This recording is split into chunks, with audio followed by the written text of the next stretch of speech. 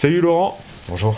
bienvenue sur Verisme TV. Merci de nous accorder du temps. Je sais que tu es très demandé à la fois professionnellement et puis sportivement, on va dire, puisque bientôt, au mois de mai, une grosse épreuve se prépare. On va bien en parler ensemble. Je voulais te rencontrer parce que il y a eu une vidéo avec James Schiavo déjà sur ma chaîne qui est un grand combattant de MMA, de arts martiaux, etc. Je fais un peu le tour des sportifs de haut niveau pour voir un petit peu déjà comment ils se préparent, comment ils voient l'entraînement au niveau physiologique, donc ça va être tout ce qui est alimentation, etc. Et au niveau psychologique, je sais que c'est une part qui est énorme, surtout dans les sports, enfin surtout, il n'y a pas un sport, on va pas faire une classification, mais je sais que dans les sports d'endurance, on est seul face à soi-même, et que le mental joue une part absolument énorme. Donc voilà, moi qui parle souvent de physiologie et d'alimentation, de bien-être, l'exercice physique c'est capital. Le sport, je pense qu'il y a des erreurs à ne pas commettre et d'autres qui sont malheureusement faites. Donc voilà, c'était très intéressant d'avoir ton point de vue aujourd'hui, donc merci, merci pour ton temps. Je suis content de t'accueillir ici. Ouais. Alors, Si tu peux te présenter, voilà. Ouais, je vais me présenter, donc je m'appelle Laurent Gambotti, j'ai 35 ans et je pratique depuis maintenant quelques temps le triathlon et depuis un peu moins de temps l'ultra-triathlon. D'accord. Donc l'ultra-triathlon, ça va être les distances la discipline du triathlon, c'est-à-dire la natation, le vélo et la course à pied, mais sur des distances très longues. Ouais, effectivement. Ouais.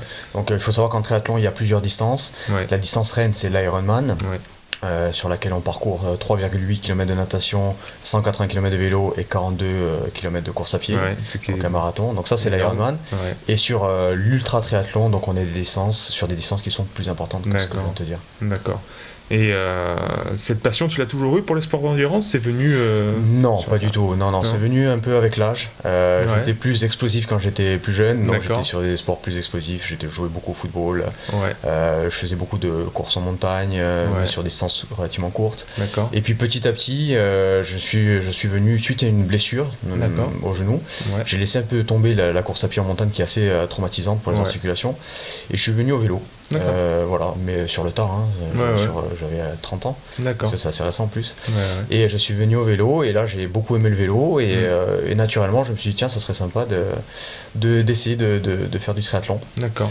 Pas du tout de natation alors pas du tout de natation. Alors qu'on dit que c'est la discipline qui est le plus technique. C'est la discipline la plus technique, et c'est la discipline peut-être la plus dure à appréhender quand tu viens sur le tard au triathlon, parce que c'est vraiment, comme tu dis, c'est très technique, et je pense que c'est une discipline que si tu n'as pas appréhendé depuis que tu es jeune, en étant adulte, ça devient très difficile. Et pourtant après, à force d'entraînement et d'heures passées dans les bassins, on apprend à maîtriser, je veux dire, à nager à peu près correctement. D'accord, super. C'est impressionnant. Le vélo aussi, ça t'est venu comme ça, mais il paraît, de ce que j'ai entendu, que c'est la seule des trois disciplines qu'on peut attraper au vol un petit peu sans avoir trop d'expérience. Ouais, c'est vrai que c'est plus facile. Après, ce qui est plus difficile, c'est devenir un bon cycliste. Ouais. Parce que finalement, le vélo, c'est beaucoup plus dur qu'on ne le pense. Ça demande psychologiquement, c'est là que ça fait appel vraiment au psychique, parce que tu pars sur des épreuves qui sont longues. Enfin, quand tu fais un entraînement, tu peux facilement partir 10 heures t'entraîner seul, dans des endroits avec des pourcentages difficiles, dans des cols de montagne, etc. Et là, c'est pour le coup, si psychologiquement tu es pas assez fort, tu as vite fait de dire je fais demi-tour, je rentre en bien sûr. Donc c'est là que tu fais appel au psychique. D'accord. Dans quelques jours, on est vraiment avant cette épreuve dont on parlait, tu vas participer à l'Epic 5. Est-ce que tu peux nous en dire deux mots? Alors l'Epic 5, c'est une compétition internationale qui est réservée à un très petit nombre d'athlètes, ça se passe en fait sur invitation. 10, c'est ça? On est 10 cette année, effectivement on est 10, donc on est très peu, je suis le seul français, et ça vient un peu des quatre coins du monde. C'est une course qui se déroule à Hawaï, et qui consiste à aligner pendant 5 jours 5 Ironman sur 5 îles différentes d'Hawaï. Donc un Ironman chaque jour pendant 5 jours. Peut-être les gens ne se rendent pas bien compte, mais c'est quelque chose de colossal, parce que un Ironman, c'est quoi? C'est 10-12 heures d'effort? Un Ironman, oui, ça peut tourner entre... Ça dépend d'un peu du niveau, mais ça peut être entre 11 et 14 heures. D'accord. Pour toi, ça va être environ... Mon meilleur temps sur Ironman, c'est en dessous de 11 heures. Ouais. Dans ces conditions-là, sur 5 jours, il va falloir évidemment lever un petit peu le pied. Bien sûr. Il faut en garder un petit peu. Donc on va tourner le premier jour à 12 heures. 14-15 heures le deuxième jour, et ça va finir autour de 20 heures. Ouais, bien sûr. Ouais, d'accord. Ça s'allonge, c'est normal, c'est logique, ça s'allonge de plus en plus. Exactement. Au-delà de cette épreuve qui va être absolument colossale, est-ce que tu peux nous parler un petit peu de ta journée type? Je sais que tu as un travail à côté, mais tu arrives à coupler les deux, je suppose, entraînement et travail. La journée type de Laurent, c'est quoi? Ma journée type, déjà, ça se focalise autour de 2 entraînements quotidiens. D'accord. Donc en général, je m'entraîne systématiquement en début de matinée et ensuite soit en milieu de journée, soit en fin de journée. D'accord. Donc le matin, ça consiste à nager ou faire de la préparation physique. Okay. Et en milieu de journée, ou en fin de journée, c'est soit sortir courir, sortie course à pied, donc ça peut être soit sur piste, soit une sortie plus longue, soit une sortie vélo. D'accord. Donc ça, c'est sur les 5 premiers jours de la semaine, du lundi au vendredi, ça c'est articulé autour de ces entraînements-là. Okay. Et le week-end, il y a une grosse sortie le samedi, vélo, course à pied, ou une grosse sortie le dimanche. D'accord. Donc ça représente à peu près une douzaine d'entraînements, ou 12-14 entraînements par semaine. Ouais. Il y a même des jours où je triple les entraînements. Voilà. D'accord. Ouais. C'est assez monstrueux, c'est dur de se représenter, je pense, pour quelqu'un, un sportif du dimanche, mais le volume d'entraînement, je pense qu'il y a une vraie passion derrière ça. On va peut-être pas dire une addiction, mais c'est devenu viscéral pour toi. Je pense que si tu l'enlèves... On peut utiliser le terme d'addiction, parce que honnêtement, je pense qu'il faut pas se voiler la face. Ça devient une addiction, parce que de toute façon, si tu es pas addict à ce genre de choses, à cette adrénaline du sport, tu t'entraînes pas 3 fois par jour, tu te lèves pas le samedi matin, le dimanche matin à 6h du matin pour sortir t'entraîner, pour partir faire 6-7 heures de vélo en pleine montagne tout seul. Je veux dire, si tu n'as pas cette addiction là, tu le fais pas. Bien sûr. Après, autre chose, c'est aussi l'objectif. L'objectif te pousse à. C'était quand je me suis inscrit à l'Epic 5, ça fait à peu près 1 an, je savais qu'il fallait que j'atteigne des volumes d'entraînement assez importants pour arriver préparé physiquement à cette épreuve là. Donc après, tu n'as pas le choix. Sinon, tu arrives et tu sais très bien que tu vas pas tenir sur 5 jours. Est-ce que parmi tes concurrents ou peut-être les amis que tu t'es fait dans cette discipline, tu vois des gens qui ont justement une approche totalement différente de l'entraînement, qui s'entraînent très peu ou qui s'entraînent trop? Est-ce que tu vois des divergences comme ça? Il y a plutôt une tendance à trop s'entraîner, plutôt qu'à pas assez s'entraîner. Souvent, mais pas seulement sur l'ultra triathlon, mais même le triathlon en général. Les gens avec qui tu discutes te disent que, moi je connais beaucoup de personnes qui s'entraînent pour des half Ironman, donc sur des distances qui sont bien moindres, et qui s'entraînent 20 heures par semaine. D'accord. Donc ce qui est pas négligeable, quoi. Donc finalement les gens ont tendance à aller vers le surentraînement, ce qui représente beaucoup de risques, notamment en termes de blessures et en termes déjà de temps investi dans tes entraînements. Ce qui est très compliqué, couplé avec ta vie familiale, ta vie professionnelle et ta vie sociale, donc c'est assez compliqué. Mais en plus, tu arrives fatigué sur tes épreuves, donc ce qui n'est pas non plus une solution en soi. Bien sûr. Ça doit être... Alors tu arrives donc à le coupler avec une vie professionnelle et familiale. Est-ce que c'est pas trop dur? Est-ce qu'il y a des pas... Si, c'est dur parce que j'ai 2 enfants qui sont jeunes et que ça implique de passer beaucoup de temps avec eux aussi, et donc j'essaie toujours de coupler mes entraînements. Donc je m'entraîne souvent le matin de bonne heure ou le soir tard, justement pour essayer de ne pas faire ça au détriment de la famille. Bien sûr. Mais après évidemment ça implique de partir moins souvent au week-end, parce que je m'entraîne tous les week-ends. Il y a beaucoup de contraintes. Bien sûr, il y a des sacrifices à faire, mais de la façon dont je vois les choses, et on parlait tout à l'heure d'un athlète qui s'appelle Rich Roll, qui est américain et qui a justement cette façon de vivre. On peut dire qu'il a plus ou moins eu en tout cas cette façon de vivre. Il témoigne justement que c'est une addiction, c'est vrai, mais si on lui enlève ça, il ne sera plus lui-même. Et je pense que c'est comme pour beaucoup de sportifs, en fait, ça t'apporte un équilibre. Oui, voilà. C'est-à-dire le sport et ta vie professionnelle, et ta vie familiale, et ta vie sociale font qu'au final, tu es épanoui. Une personne, exactement. Et si tu enlèves ça, justement, tu vas plus prendre soin de toi. C'est pas du soin dans le sens se reposer, mais c'est prendre soin dans le sens de faire ce qu'on aime. Exactement. Et comme tu permets d'être épanoui, tu te permets toi-même d'être épanoui et être heureux, tu fais du bien aussi à ta famille, parce que tu es quelqu'un justement d'heureux. Et c'est très important d'avoir cette vision-là, plutôt que de voir ça de l'extérieur, dire non mais il est fou, il s'entraîne, il est jamais là pour sa famille, ou il est fait... Non, c'est pas ça, c'est vraiment une mentalité différente et une hygiène de vie différente. Tout à fait. On va arriver au sujet qui m'intéresse le plus, qui fait finalement nous rencontrer, c'est au niveau de l'alimentation. J'avais déjà parlé de Rich Roll, mais on en a parlé en dehors de la caméra tout à l'heure ensemble, qui est plus ou moins... beaucoup d'athlètes en tout cas le prennent comme modèle, puisque c'est quelqu'un qui est plus ou moins... il dit plant-based diet, c'est-à-dire vraiment pas végétarien, pas vegan, mais une alimentation qui est avant tout focalisée sur les produits végétaux, donc fruits et légumes. On se rapproche d'une alimentation très antioxydante et qui serait, selon lui et selon beaucoup de spécialistes, très adaptée à la pratique sportive parce qu'elle contrebalance l'apport massif d'acidité, notamment par l'acide lactique, par le stress, par beaucoup de choses, et qui permet souvent de retrouver un système nerveux, un système endocrinien, beaucoup de choses qui sont stables et performants. Est-ce que toi, déjà, donc tu pratiques un peu cette façon de vivre, cette façon de t'alimenter, est-ce que ça a déjà été toujours le cas ? Est-ce que il y a eu un gap, ou est-ce que un switch à un moment ou En fait, il y a eu un switch à partir du moment où j'ai commencé à m'orienter vers l'ultra-triathlon. D'accord. Alors, petit bug de caméra, mais on reprend. Tu nous parlais de ton alimentation sur le vélo. Comme je te disais, donc, j'essaie le plus souvent de baser mon alimentation sur des produits naturels et d'utiliser le moins possible de produits industriels. Donc ça veut dire consomme des bananes, des fruits ou des barres faites maison. Voilà, donc pour le coup, je sais ce qu'il y a à l'intérieur. Malheureusement, sur des épreuves aussi longues, tu peux pas uniquement te baser ton alimentation sur ce genre de choses. Donc tu es obligé de faire appel à d'autres produits. Mais je suis assez regardant sur la qualité des produits que j'utilise. Donc je fais très attention à ça aussi. C'est essentiel. Est-ce que tu vois, toujours au niveau de l'alimentation, parmi tes concurrents et tes amis qui pratiquent la même discipline que toi, des grosses erreurs, des gens qui continuent justement à marcher sur des produits industriels, etc. Ou est-ce que tu vois un petit peu une lame de fond, une mouvance qui va plus sur le naturel, comme on a l'impression que notre société se transforme aussi un petit peu vers ça, plus de magasins bio, une prise de conscience générale. Est-ce que les athlètes, eux, changent aussi un petit peu ? Je pense que ça change, mais malheureusement, c'est aussi la facilité que d'aller vers des produits industriels.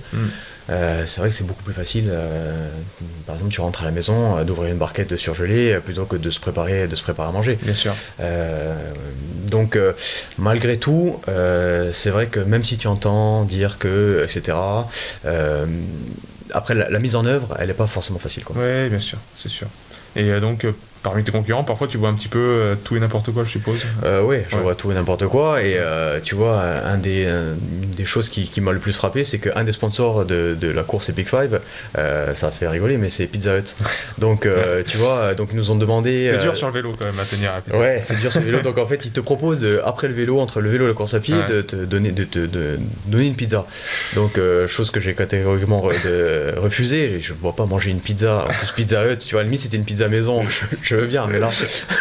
Donc tu vois qu'il y a quand même des choses qui te font dire que finalement, il va falloir encore du temps pour que les mentalités arrivent à changer. Évoluer, bien sûr, c'est pas facile. Il y a pas mal de modes en ce moment au niveau sportif. Il y a la mode par exemple du jeûne intermittent. Est-ce que des jeûnes, des monodiètes ou ce genre de choses qui ont pour but vraiment de soulager le système digestif pour justement permettre au corps de se régénérer plus vite ou ce genre de choses, est-ce que tu as expérimenté ça Non, c'est pas quelque chose que j'ai expérimenté et c'est quelque chose qui me semble assez difficilement compatible avec ma pratique sportive en tout cas. Alors c'est pas quelque chose dans l'absolu qui me rebute, oui, bien sûr. Mais dans ma pratique sportive et dans mon quotidien où je m'entraîne 2-3 fois par jour, tu le vois pas. C'est assez compliqué à mettre en œuvre. C'est comme j'entends de plus en plus et on voit systématiquement des athlètes qui partent s'entraîner à jeun, sur évidemment des rythmes et des fréquences cardiaques plus basses pour justement apprendre au corps et avoir cette mémoire, que le corps ait cette mémoire. Travailler sur les lipides. Exactement. Et c'est quelque chose que j'ai expérimenté et qui fonctionne pas vraiment bien avec moi. Donc naturellement, je l'ai laissé tomber. D'accord. Ok, intéressant. De quoi je voulais te parler également? Est-ce que, avec toute cette masse d'exercices que tu as, comment se passent les phases de récupération qui sont essentielles? Alors, comment se passe ton sommeil déjà? Et est-ce que tu arrives à te poser parfois, à te dire, ok, là, je récupère, je prends un bouquin ou je regarde la télé, ou enfin, peu importe, je bouge pas du canapé. Est-ce que tu arrives à trouver cette sensation-là où tu te dis, le cerveau il tourne toujours un petit peu Avec 2 enfants à la maison, c'est impossible d'avoir ce genre de moment-là. C'est impossible. Maintenant, quand je suis avec mes fils, quelque part, je m'entraîne pas. Oui, donc mais c'est une régénération aussi. Voilà, et puis ça fait partie de mon épanouissement et de l'équilibre dont on parlait tout à l'heure. Donc c'est pas quelque chose que je vis comme une contrainte, bien au contraire. Mais me retrouver à un moment donné de la journée ou même ne serait-ce que de la semaine, allongé sur le canapé en train de lire un bouquin, c'est quelque chose que j'aimerais bien, mais qui n'arrive jamais. Mais tu arrives, mais en tout cas, il y a des jours, non, il n'y a pas de jours, mais quand parfois tu fais un seul entraînement par jour, tu dis bon, j'ai un peu tiré sur la corde, j'ai un peu des douleurs, je vais pas en faire un deuxième. Est-ce qu'il y a un coin de ton cerveau qui dit toujours tu devrais faire un deuxième et qui te pousse à aller plus loin? Je saute jamais l'entraînement. J'établis un plan d'entraînement je dirais, si mon objectif, par exemple du mois de mai, je travaille 3-4 mois en avance avec un plan d'entraînement sérieux. Et chaque dimanche soir, je mets en place, avec des horaires, etc., j'essaie d'établir un programme pour la semaine à venir. Quand je mets en place ces entraînements, il faut vraiment que je sois malade ou que vraiment j'ai un empêchement professionnel ou une grosse contrainte pour sauter l'entraînement.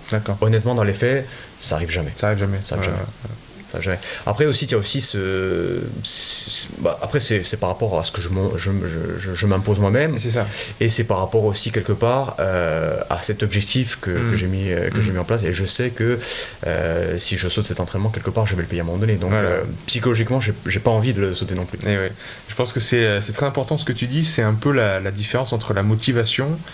C'est un athlète américain qui expliquait ça. Je sais plus son nom, mais la différence entre la motivation et le fait d'être dedication en anglais, c'est vraiment être impliqué, l'implication qu'on se donne dans un but ou dans un objectif, dans ce qu'on veut faire. Quelqu'un qui est simplement motivé, ça va être un peu le sportif du dimanche en gros, il sort de chez lui pour aller courir, il pleut, il pleut, et il rentre. Quelqu'un qui est vraiment impliqué dans ce qu'il fait, il sort de chez lui, il dit il pleut, c'est chiant. Il va rentrer chez lui, il va s'acheter un nouveau bonnet, une nouvelle casquette et un nouveau truc, et il va partir courir. Je suis vraiment dans cette démarche-là. Et au contraire, moi, quand il y a des conditions, par exemple, tu parles de conditions météo difficiles, c'est quelque chose, au contraire, qui pour moi me motive, qui me pousse, parce que ça veut dire que est-ce que je vais être capable à ce moment-là, justement, de sortir courir alors qu'il pleut? En fait, c'est un test que je vais me faire moi-même. Et systématiquement, je sors courir. Il n'y a pas un moment donné où j'aurai le temps. En fait, j'aurai jamais le temps avant de sortir. De toute façon, je sais que je vais devoir m'entraîner, qu'il pleuve ou qu'il fasse mauvais ou qu'il fasse froid, ça va pas m'empêcher de m'entraîner. Et au contraire, je me dis que si j'arrive à avoir la motivation suffisante, un jour où je suis seul, je suis pas en condition de course, qu'il fait mauvais, qu'il y a du vent, qu'il fait froid, et que j'arrive à sortir, m'entraîner, dans ce cas-là, le jour de la compétition, finalement, ça sera beaucoup plus facile. Bien sûr. Là, on rejoint un principe physiologique qui s'appelle la loi de l'Hormèse, et qui nous dit que on a tous des limites, mais justement, sans dépasser ces limites, en s'approchant au maximum de cette limite, c'est un peu la phrase de Nietzsche qui dit tout ce qui ne me tue pas me rend plus fort. On se rapproche au maximum sans la dépasser, parce que si on la dépasse et qu'on est trop dans le rouge, c'est néfaste, c'est délétère. Mais par contre, si on s'entraîne régulièrement à aller à cette limite, à ne pas la franchir, mais à aller au bord de cette limite, notre corps il s'améliore. C'est ce qu'on appelle en fait, les sportifs appellent ça la zone de confort. Et quand tu sors de ta zone de confort, en fait, tu repousses finalement quelque part un petit peu plus tes limites, jusqu'à pouvoir endurer des choses qui te semblaient il y a quelques temps en arrière insupportables. Bien sûr. Alors un autre aspect qui est au moins autant capital que l'aspect physique, c'est l'aspect mental. Je sais que tu pratiques le yoga, la méditation, la visualisation positive. Exactement. Aussi. Oui. Est-ce que tu peux nous en dire 2 mots? Disons que c'est quelque chose qui est fondamental, comme on en parlait tout à l'heure. L'aspect physique, c'est important d'arriver sur une course préparée physiquement, mais ce qui va te permettre de terminer ce genre de course, notamment en ultra-triathlon ou sur les ultra-distances, c'est vraiment l'aspect mental. Tu sais très bien qu'à un moment donné dans la course, tu vas te sentir mal, tu vas vouloir abandonner, ça c'est indiscutable et c'est indéniable. La seule chose qui va t'empêcher de le faire, c'est ton mental. Donc pour ça, il faut t'auto-convaincre que tu as mal, d'accord, ça c'est un fait, tu peux pas le nier, mais que finalement c'est quelque chose de temporaire, et essayer de visualiser des choses positives, donc ça c'est la visualisation, ou des moments agréables qui vont te permettre de passer au-delà de cette douleur. La méditation, la respiration, c'est des choses qui peuvent t'aider dans ces moments-là justement pour essayer de non pas focaliser ton mental sur des choses négatives, mais plutôt sur des choses positives. Tout ça, ce sont en fait des outils qui, à un moment donné, dans le déroulement de ta course, vont t'aider à passer ce cap de je veux abandonner, mais finalement je le fais pas. Bien sûr. Ça, c'est une pratique que tu fais au quotidien, de la méditation, etc. Ou c'est pendant l'effort seulement? Non, disons pendant l'effort, je le pratique évidemment, mais c'est des choses que je mets en place tout au long de ma préparation, tout au long de ma saison. Il y a un entraînement derrière, avec des moments où j'essaie de trouver des moments de calme, après les entraînements, où j'essaie justement de pratiquer cette visualisation, tout ce qui est auto-hypnose également, respiration. Voilà, c'est des choses que j'essaie d'appréhender. Super, super. Quels sont tes prochains objectifs, on va dire, puisque tout ça c'est une démarche, parce que tu es pas professionnel, c'est important de le dire que tu vas à Hawaï, c'est un peu tu as quelques sponsors qui te suivent, mais c'est avant tout des frais que tu vas devoir dépenser. Quels sont tes objectifs à part te faire plaisir? Est-ce que c'est vraiment à terme pouvoir pas en vivre, mais que ce soit vraiment une activité plus importante dans ta vie? Oui, c'est vrai que j'aimerais bien dans l'absolu pouvoir développer ça. Maintenant, ma priorité principale, c'est vraiment prendre du plaisir sur ce genre d'épreuve. Et comme on disait tout à l'heure, ça m'aide à m'épanouir, et ça fait partie de mon équilibre. Donc si demain j'enlevais cette part-là, le sport à haut niveau comme je le pratique, finalement je serais pas aussi épanoui que je suis aujourd'hui.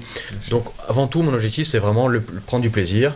Ça me permet de voyager, d'aller sur des courses à l'autre bout du monde, rencontrer des gens qui font partie du même milieu que moi, et voilà, discuter avec eux. Donc tout ça c'est vraiment une recherche de plaisir avant. Bien sûr.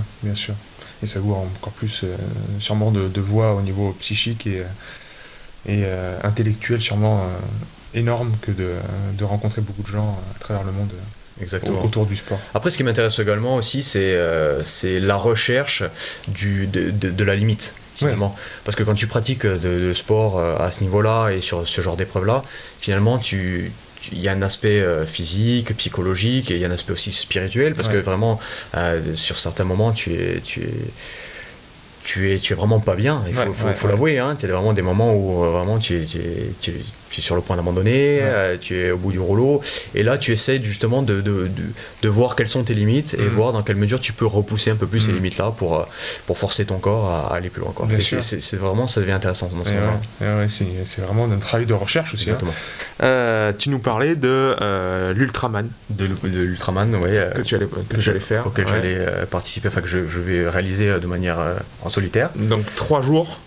En fait, je vais faire ça d'une fois, en un seul bloc. Trait. Donc, nager 10 km. Donc, je vais faire ça en Corse parce que ça s'y prête plutôt bien. Et que tu es d'origine exactement. Donc, traverser la baie d'Ajaccio à la nage, donc c'est 10 km. Faire pratiquement le tour de Corse en vélo, c'est 420 km de vélo. Et de poser le vélo et de partir courir 85 km. Génial. Avec du dénivelé de combien? Alors, sur le vélo, on est sur du 3500 mètres de dénivelé. Et sur la course à pied, on va être autour de 1500 mètres de dénivelé. Voilà. Super, beau projet. après les Peak 5, ça va être... Je me laisse un petit peu le temps entre les deux épreuves pour un peu de repos. Je pense que ça va être nécessaire. Ah bah oui. Et puis faire cet Ultraman au mois de septembre. Bon, super, c'est des beaux projets tout ça. Oui. Eh ben Laurent, on te souhaite que de la réussite. Merci beaucoup. Porte fièrement le drapeau français à Hawaï. et on suivra ton aventure aussi en Corse après ça. Moi j'en suis sûr. Merci beaucoup pour ton temps. Merci à toi. Et à bientôt. À bientôt. Salut. Au revoir.